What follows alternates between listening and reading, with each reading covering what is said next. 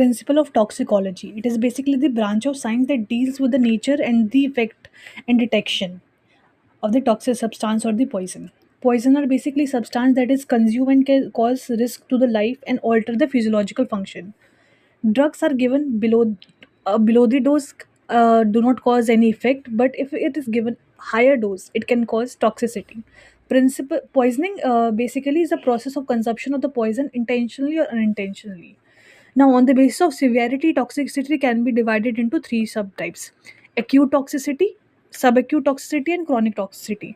In acute toxicity, the toxicity develop within 24 hours, either due to single or multiple exposure.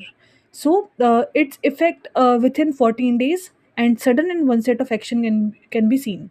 It is weak toxic, like it is weak kind of like toxicity, and if it can be due to one exposure as well, and can be easily curable.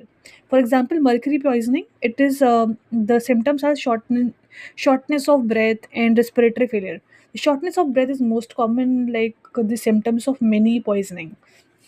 Chlorine poisoning can cause throat pain, abdominal pain, or it can also called blood related problems.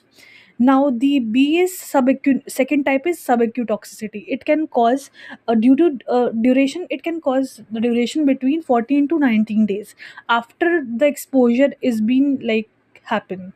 So exposure may be a single or multiple times in subacute toxicity. In chronic toxicity, this toxicity observed in more than 90 days, and it is measured. Any toxic material is slowly over the long period of time. It does not happen suddenly, occurs over the period of time.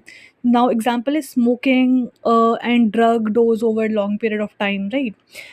It For example, smoking, a person can't see this effect suddenly, but over the eventually period of time, its toxic effect can be seen.